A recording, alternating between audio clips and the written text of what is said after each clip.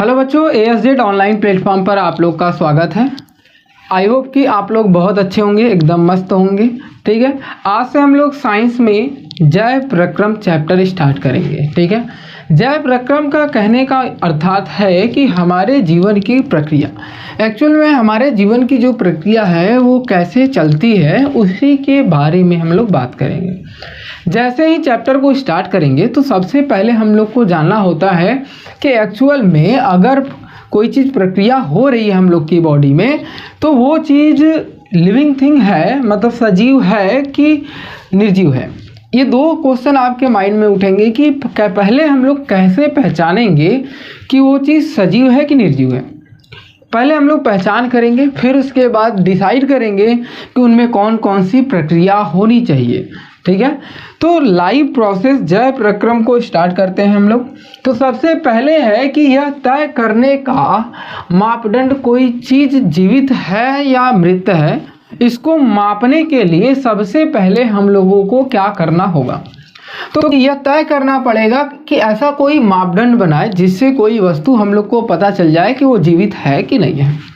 तो इस मापदंड को बताने के लिए ऐसे बहुत सारे मापदंड बनाए गए, वैज्ञानिक रूप से बनाए गए, दार्शनिक रूप से बनाए गए, मतलब जो हम लोग देख के डिसाइड कर सकते हैं। और विज्ञान के रूप में क्या कहा जाता है, तो दोनों कंडीशन में क्या कहा गया कि यदि कोई चीज़ जीवित है तो सबसे महत्वपूर्ण दिया गया गति को। सबसे महत्वपूर्ण किसकी बात की गई? गति की।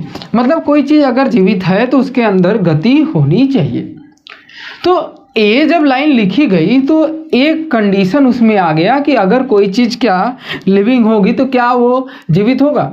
तो हमने बोला कि अगर कोई चीज़ जीवित है तो क्या, जैसे जो गाड़ी है, मोटरसाइकिल है, कार है, तो ये जीवित है? आप बोलोगे नहीं सर, क्यों? क्योंकि वो तो गति कर रही है ना, वो तो गति कर रही है, तो हम लोग बोल सकते हैं ना कि वो जीवित है। लेकिन आप क्या कहते हो, वो निर्जीवित है, वो क्या है? निर्जीव है।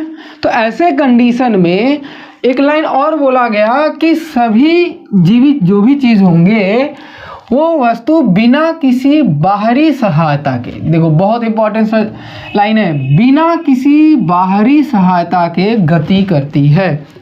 अब जो मोटरसाइकिल है इस बात को सैटिस्फाई नहीं कर पाता, क्योंकि मोटरसाइकिल हो, बाइक हो, कार हो, बस हो, चाहे जितने भी यातायात साधन होते हैं हमारे पास, उनको गति कराने के लिए बाहर की सहायता पड़ती है, एक्सेलरेशन की सहायता पड़ती है। मोटरसाइकिल क्या करते हैं? एक्सेलरेट करते हैं तभी चलती है।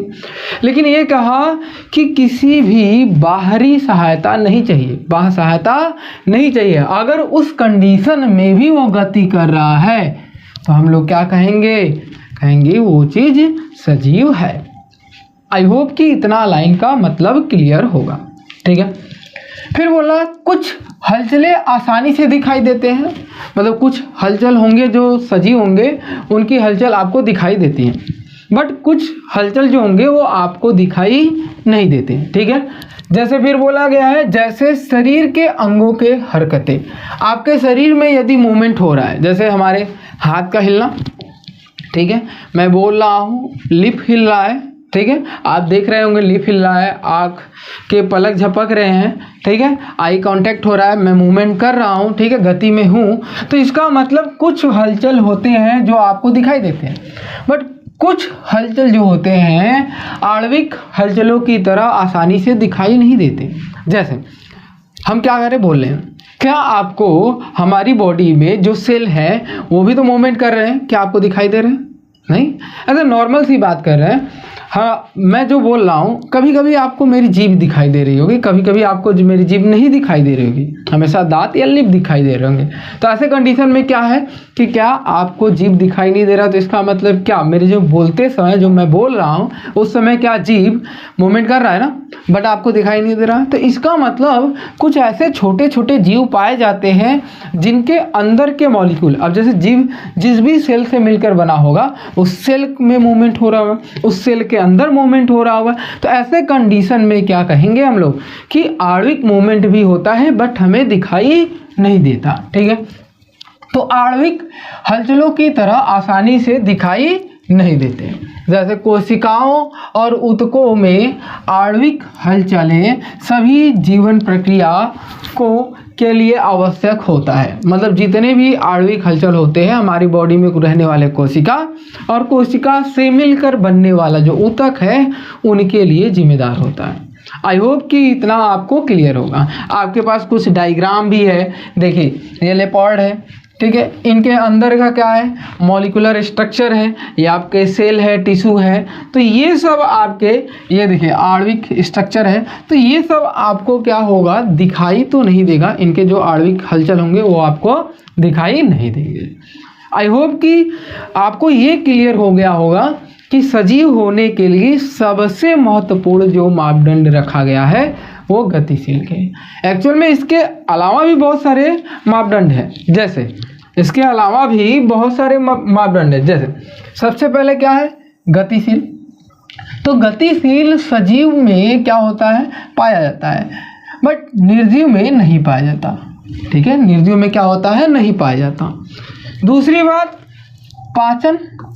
जैसे कोई भी बॉडी है अगर वो जीवित है तो उसको उसके बॉडी में क्या होता है, पाचन होना क्या है, पॉसिबल होना चाहिए। ठीक है, पाचन होना संभव, तभी तो उनके बॉडी में खाना क्या होगा, डाइजेस्ट होगा और उन्हें ऊर्जा मिलेगी।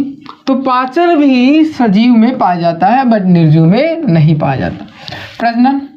तो प्रजनन मतलब होता है कि अगर कोई संतान की उत्पत्ति होती है, ठीक है, कोई संतान की उत्पत्ति करता है या एक सेल से दो सेल में विभाजित हो जाते हैं तो इसे हम लोग नॉर्मल तरीके से क्या कहते हैं, प्रजनन। ठीक है, मतलब हूबहू एक ही जैसा क्या करना, संतान पैदा करना। ठीक है, तो ये प्रजनन सजीव में देखा जाता है, निर्जीव में नहीं पाया जाता। विकास, ग्रोथ। तो ग्रोथ की बात करें तो ग्रोथ क्या होता है, सजीवों में पाया जाता है, निर्जीव में नहीं पाया जाता। एट अ कंडीशन, एक कंडीशन ऐसा आता है, बोला जाता है कि निर्जीव में क्या होता है, प्रॉपर ग्रोथ नहीं पाया जाता, लेकिन सजीवों में प्रॉपर ग्रोथ पाया जाता है। क्योंकि जैसे हिमालय जो होता है, हिमालय की चोटियाँ जो लंबाई और जो नापते हैं हम लोग लेंथ, तो अर्थक्वेक या प्लेट घसकने की वजह से इनकी जो चोटियाँ होती हैं वो ऊपर नीचे घसकती रहती हैं, तो उनमें प्रॉपर ग्रोथ नहीं पाया जाता, ऐसा हम लोग बोल सकते हैं। ठीक है, श्वसन, रेस्पिरेशन पाया जाता है लेकिन इनमें नहीं पाया जाता है। मतलब हम लोग की बॉडी में, अगर सजीवों की बॉडी में अगर बात किया जाए तो श्वसन क्या होता है, ब्रीदिंग करते हैं, सांस लेते हैं अंदर बाहर, हमारी बॉडी में भी होता है, सांस हम लोग अंदर करते हैं फिर बाहर करते हैं, तो हमारी बॉडी में क्या होता है, श्वसन, और हम लोग क्या है, सजीव हैं।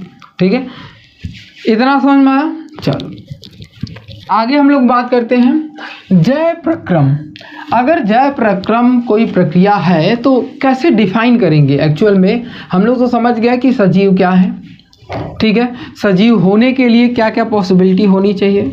ठीक है, लेकिन जय प्रक्रम जो है टॉपिक, आपका चैप्टर का नाम है, एक्चुअल में कोई पूछे कि व्हाट इज जय प्रक्रम, जय प्रक्रम को परिभाषित कीजिए, तो एक लाइन एकदम सिंपल से आप बताओगे, वे सभी प्रक्रम, जितने भी आपकी बॉडी में प्रक्रम पाए जाते हैं वो सभी के सभी प्रक्रम प्रक्रिया जो सम्मिलित रूप से अनुरक्षण का कार्य करते हैं, जो आपके जीवन को चलाने का कार्य करते हैं। मतलब एक ऐसी साइकिल जिससे आपकी जीवन क्या हो, चलती रहे, उसी को हम लोग जय प्रक्रम कहते हैं। या फिगर देखो, सबसे पहले क्या है, पोषण।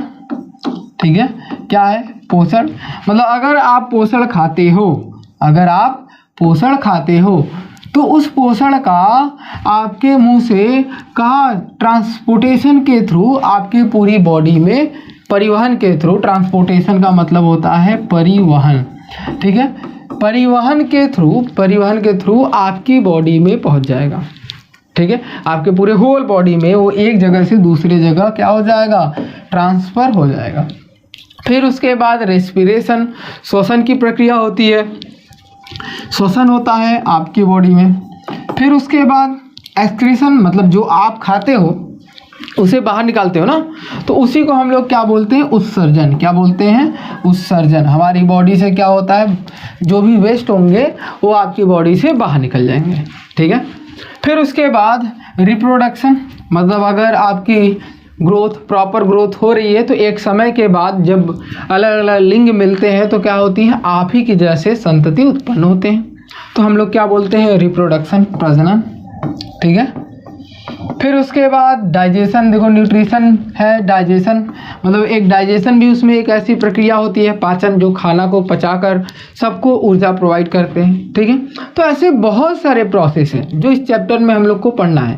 और यदि ये प्रोसेस एक दूसरे से क्या करते हैं, रिलेट करते हैं, सब प्रोसेस घूमते रहते हैं। हमारी बॉडी को चलाने के लिए क्या होता है, अनुरक्षण करने के लिए पूरा कार्य, देखिए यहाँ पर लिखा ना, कार्य करते रहते हैं, कार्य कर जब तक आपकी बॉडी सजीव रहेगी। और उसी प्रक्रिया को हम लोग जय प्रक्रम कहते हैं। आई होप कि आपको बहुत अच्छे से क्लियर हो गया होगा। ठीक है। आप क्या करेंगे, अपने फेयर कॉपी में यही परिभाषा नोट डाउन कर लेंगे। ठीक है, नोट डाउन कर लेंगे। ठीक है। चलो नेक्स्ट बात करते हैं। जीवन का जो चक्र है, कार्य करने के लिए अगर जीवन का कोई चक्र है, उसको कार्य करना है तो उसको एक्चुअल में ऊर्जा कहाँ से प्राप्त होती है। क्योंकि आप जानते हो दुनिया में कोई भी चीज़ है, अगर उसे कार्य करना है तो उसको ऊर्जा चाहिए। क्या चाहिए, ऊर्जा चाहिए। ऐसे कंडीशन में जब उसको ऊर्जा चाहिए तो वो ऊर्जा उसको कहाँ से मिलेगी, वो ऊर्जा आपको कहाँ से मिलेगी, अंतरात्मा से तो मिलेगी नहीं, आप कुछ खाओगे। ठीक है। तो दुनिया में जितने भी सजीव पाए जाते हैं, दुनिया में चाहे जितने भी सजीव पाए जाते हैं, उनको जीवित रहने के लिए, मतलब जितने भी जीव पाए जाते हैं उनको जीवित रहने के लिए, ध्यान सुनिएगा, उनको जीवित रहने के लिए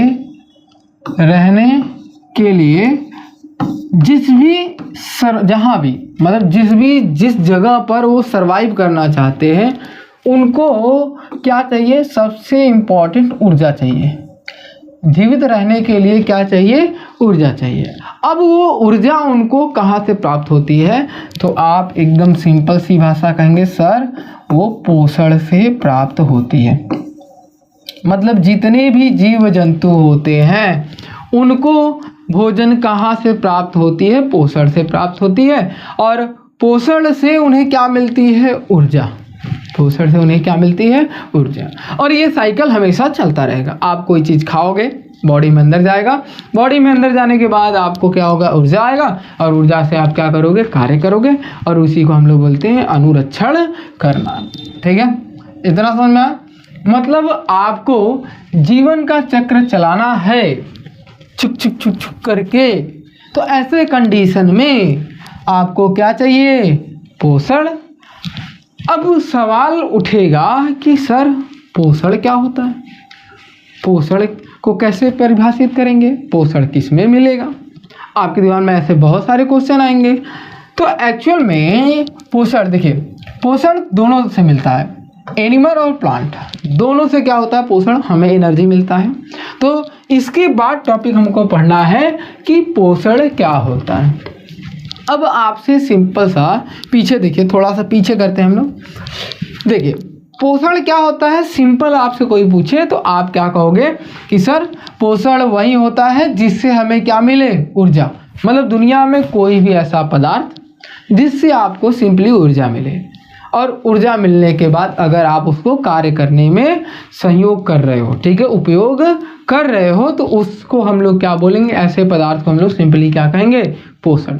अब वो पदार्थ कुछ भी हो सकता है। ठीक है, अभी आगे बात करेंगे क्या क्या मेन क्या क्या होता है। ठीक है, तो लिखा क्या गया है, सजीवों में होने वाली वह प्रक्रिया जिसमें बोला गया है जटिल पदार्थ। अब आप कोई भी पदार्थ खाओ जटिल ही रहेगा आपके लिए। क्यों? क्योंकि आपकी बॉडी में क्या होता है, सबसे पहले उसको पचाते हैं, फिर ढकार आता है अंदर से। ठीक है, तो जटिल पदार्थ जो रासायनिक प्रक्रिया द्वारा हमारी बॉडी में क्या होता है, बहुत सारे ऐसे रासायनिक पदार्थ होते हैं जो उनको डाइजेस्ट करते हैं। ठीक है, आगे हम लोग बात करेंगे कौन कौन सा रासायनिक पदार्थ होता है। ठीक है, तो इसको घबराइएगा नहीं। ठीक है, बारी बारी करके हम लोग पढ़ेंगे।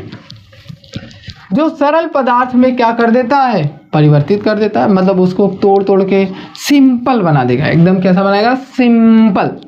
ठीक है, और सिंपल बनाने के बाद ऊर्जा प्राप्त करता है। देखो एक लाइन बस लिखा है, क्या प्राप्त करता है? ऊर्जा प्राप्त करता है और उसको उपयोग करता है अपने जीवन लाइफ में। क्या करता है?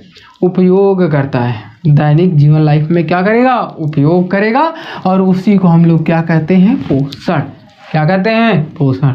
अब देखो यहाँ पर एक बनाया भी गया है, डायग्राम देख रहे हो ना, हरी साग सब्जी, यहाँ पर दूध फल मीट सब कुछ है आपकी बॉडी में। ऐसा कोई भी चीज़ नहीं है जो आप खाओ जिससे एनर्जी ना, जैसे पानी पीते हो एनर्जी मिलता है, तो वो भी एक तरह का पोषण ही है। ठीक है, चल अब हम लोग मेन पढ़ेंगे कि एक्चुअल में पोषण तो जान गए कि पोषण क्या होता है, पोषण से हमारी बॉडी को क्या होगा? ऊर्जा मिलेगा। अब मेन वो मेजर कंपोनेंट क्या है जिससे हमको भारी मात्रा में ऊर्जा मिलेगा। ठीक है, समझ में आया? चलो देखो, पोषण में प्रयुक्त होने वाले वह पदार्थ, पोषण में प्रयुक्त होने वाले वह पदार्थ पोषक तत्व कहलाते हैं। मतलब जितने भी, ध्यान से सुनिएगा, जितने भी पोषक तत्व पाए जाते हैं, ठीक है, वो पोषण के अंतर्गत ही आते हैं। अब आप कैसे जानोगे कि पोषक के तत्व कौन कौन से हैं? तो मेजर तौर पर और माइनर तौर पर दोनों लिखा गया है। कार्बोहाइड्रेट, पहला क्या लिखा गया है? कार्बोहाइड्रेट। ठीक है, कार्बोहाइड्रेट आपके यहाँ पर देखिए बना हुआ है। ठीक है, कार्बोहाइड्रेट। वसा, तो वसा किस में पाया जाता है? ये आपका वसा, घी वाले सामान जो होते हैं उसमें वसा पाया जाता है। ठीक है, प्रोटीन, प्रोटीन आप जानते हो, प्रोटीन किस में पाया जाता है? जितने भी आपके मिनरल्स, सॉरी प्रोटीन, अंडा, ठीक है, मीट, जितने भी मीट खाते हो आप लोग, मांस मछली, ठीक है, इनमें क्या होता है? प्रोटीन अधिक होता है। खनिज, पालक हो गया, ठीक है, गाजर हो गया, तो इन सब में क्या होता है? खनिज, मतलब आयरन, कैल्शियम, सोडियम, ये सब पाया जाता है। आपकी बॉडी में क्या होता है? ज़रूरत होता है, कभी खून की कमी हो, हीमोग्लोबिन बोलते हैं, आयरन की कमी हो गई, तो ये सब कहाँ से मिलेगा? खनिज। खनिज खाएंगे तो हम लोग को क्या होगा? खनिज मिलेगा। ठीक है, vitamin, vitamin A, vitamin B, vitamin C, ऐसे बहुत सारे विटामिन होते हैं जो आपकी बॉडी की ज़रूरत होती है। ठीक है, तो इन विटामिनों को भी ज़रूरत है आपकी बॉडी में। देखिए यहाँ पर लिखा है पानी भी, तो पानी आपकी बॉडी में जानते हैं 70% पानी है, तो पानी भी चाहिए, इत्यादि ऐसे बहुत सारे हैं जो आपकी बॉडी में छोटे छोटे रूप में क्या होते हैं? नीड होती है। ठीक है, आई होप कि इतना समझ में आया होगा कि पोषक क्या होता है, पोषक के तत्व क्या होते हैं, हमारे जीवन की लाइफ प्रोसेस, जय प्रक्रम क्या होता है। ठीक है, चलो नेक्स्ट बात करते हैं पोषण का चरण। अगर आपको पोषण मिल रहा है तो आपकी बॉडी में वो किस तरीके से ऊर्जा के रूप में परिवर्तित होगा। मतलब ऐसा समझो कि आपके घर में सीढ़ी बनी हुई है। क्या बनी हुई है? सीढ़ी। तो आप क्या करते हो? पहला कदम रखते हो, फिर दूसरा रखते हो, तीसरा, फिर चौथा, ऐसे करते करते टॉप पर जाते हो, छत पर पहुंच जाते हो ना, ऐसे करते हो ना। चलो, तो वैसे ही भोजन की एक चरण होती है। जब आप खाते हो, जब आप खाओगे तो ऊर्जा उससे मिलेगी ना, तो वो ऊर्जा जो मिलेगी वो कैसे मिलेगी आपकी बॉडी को? तो वो एक चरण, एक स्टेप, एक लेवल वाइज बताया गया है कि इस तरीके से हमारी बॉडी में क्या होता है, पोषण का स्तर डिवाइड किया गया है। और हाँ, एक चीज़ और, यही जो 5 है जो आपको पूरे चैप्टर में, यही चैप्टर पूरे 5 को यहीं पढ़ाना और चैप्टर फिनिक्स हो जाएगा। ठीक है, अब आप सोचेंगे बस इतना ही? बस मैं भी कह रहा हूँ, बस इतना ही पढ़ना है, और इतना पढ़ोगे पूरा चैप्टर क्या हो जाएगा? समाप्त हो जाएगा। ठीक है, तो पोषण का जो चरण है वो पहला चरण लिखा गया है भोजन का सेवन करना, मतलब भोजन का ग्रहण करना। अगर आप आते हो, मुंह खोले और अंदर डकार नहीं लेना है, बस अंदर और चबाना शुरू करिए, तो ये जो प्रक्रिया हुआ वो भोजन का सेवन हुआ। ग्रहण करना मतलब एक भाषा में बोला जाए तो इसको अंतःग्रहण बोला जाता है। क्या बोला जाता है? अंतःग्रहण करना। मतलब एक भाषा में कहा जाए तो इसे हम लोग क्या बोलते हैं? जो भोजन है उसको ग्रहण करना अंतःग्रहण कहलाता है। ठीक है, चलो हंसते रहना सब लोग। चलो आगे बढ़ते हैं। भोजन का पाचन क्या है? लिखा है भोजन का पाचन। भोजन का पाचन मतलब जब आप खाते हो तो पेट में जाता है, पेट में जाने के बाद इसके पीछे वाले हम टर्म में पढ़े ना कि जटिल पदार्थों को सरल बनाता है। तो हमारे पेट में जाकर जो हम लोग चबाते हैं, पेट में जाता है तो गुथाता है आटा की तरह। तो ऐसे कंडीशन में क्या होता है, उनका हम लोग पाचन करते हैं, पेट में पचता है। तो नॉर्मली इसको हम लोग एक शब्द में बोले तो पाचन ही बोला जाता है। क्या बोला जाता है? पाचन। ठीक है, क्या बोला जाता है? पाचन। अब पचने के बाद आपकी बॉडी में अवशोषण होगा। ठीक है, अवशोषण का मतलब होता है निचोड़ लेना। जो अच्छी चीज़ होने क्या करना? निचोड़ लेना। ठीक है, तो देखो अगर नहीं समझ में आ रहा है तो देखो एग्जाम्पल लेके हम लोग समझेंगे ना, कोई परेशानी वाली बात नहीं। देखो जैसे मान लो एक रोटी है, ये जटिल है। क्या है? जटिल है। पहले आप उसको तोड़े, दांत में रखे, नम नम नम नम करके उसे चबाओगे, काफ़ी टाइम तक चबाओगे, तोड़ोगे, फिर पेट में जाएगा। तो हम लोग कह रहे हैं कि ऐसे टूट गया, ये ऐसे टूट गया।